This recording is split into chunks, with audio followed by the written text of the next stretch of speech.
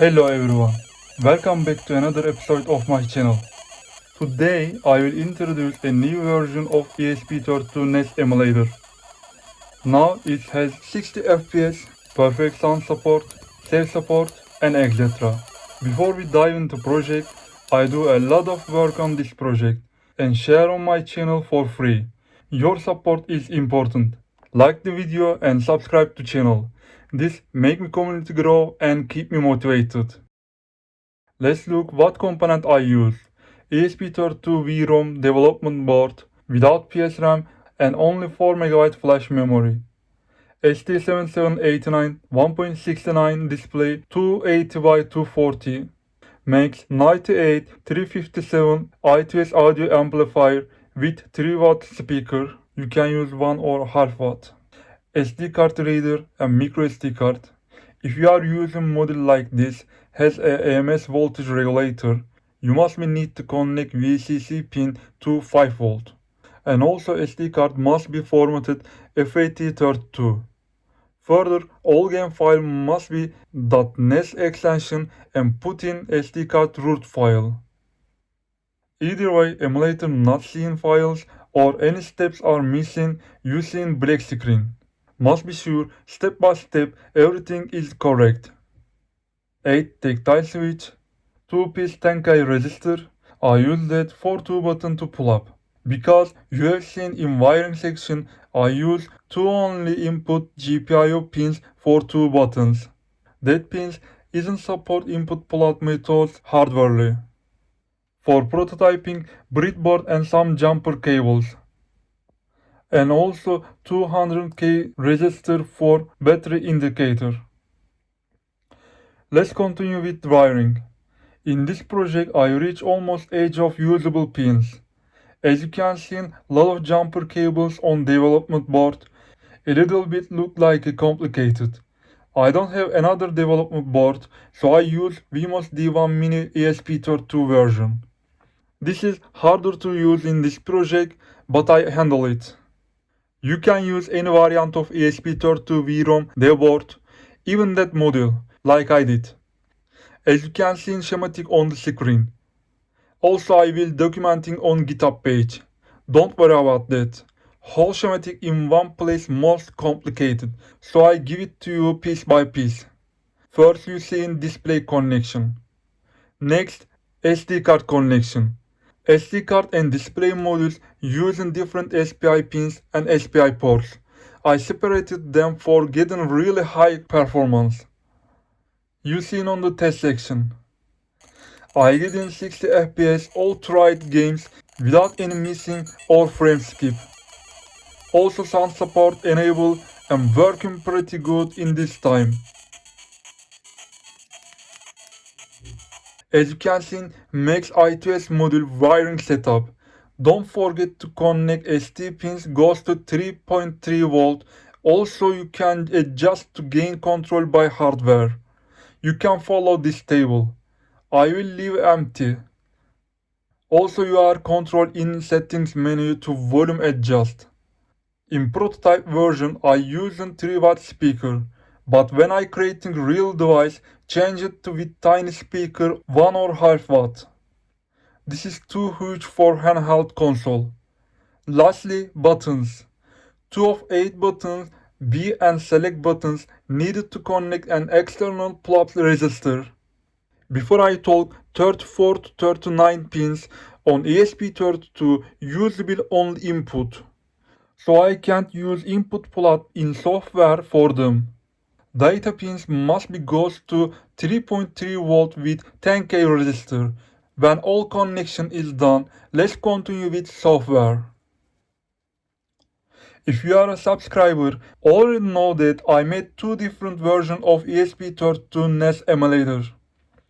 Also there are source code published on my GitHub and take a lot of interest. But they are Arduino compatible and that's make it lot of issues when makers compiling or customizing on Arduino IDE.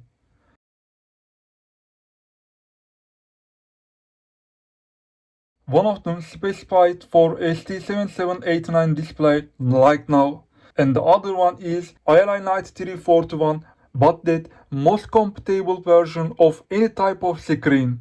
Both of them using ESP32 S3 16MB flash and 8MB PSRAM version.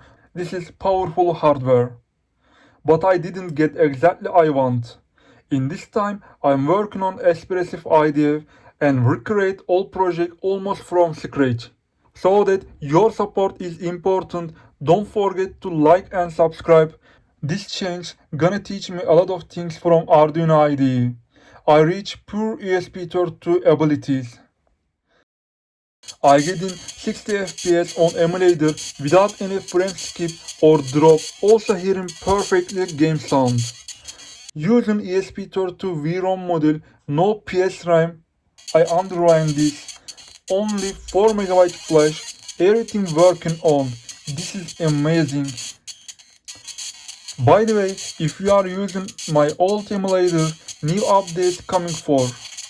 Be patient. I will share with you ready for flashing binary file on my GitHub. Also I created web flasher tools for anyone easy to flash firmware. For doing this, go to this site, connect your dev module with USB, pair your device, some board needed to be entered boot mode, pressing boot button or GPIO 0 and ground to short circuit. When seeing this, release. Then press the flash firmware button. You can see flashing process like this. When it's done, automatically reboot. Some boards will need to press reset button. Now you don't need to work with any compile, customization, library installation or any issue. For right now, I don't think about to share source code. Let's continue with features. What we have in newer version. Firstly, I can get a quality game sound. I fixed that issue come from previous version. Before I talk, I also reached 60 FPS. This make it more playable smooth graphic on the display. In previous version, didn't reach that, even that using powerful hardware. I added 7 features. Is that game supporting save function? Emulator will be automatically 7 progress every 3 seconds into SD cards. I added battery indicator.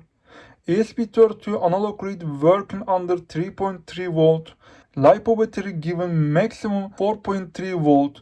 If I connect to directly analog pin, this is harm to module, so that I need to be use a voltage divider, like you seen on the screen. This is optimized for this application with real values. You need to use a 100K resistor.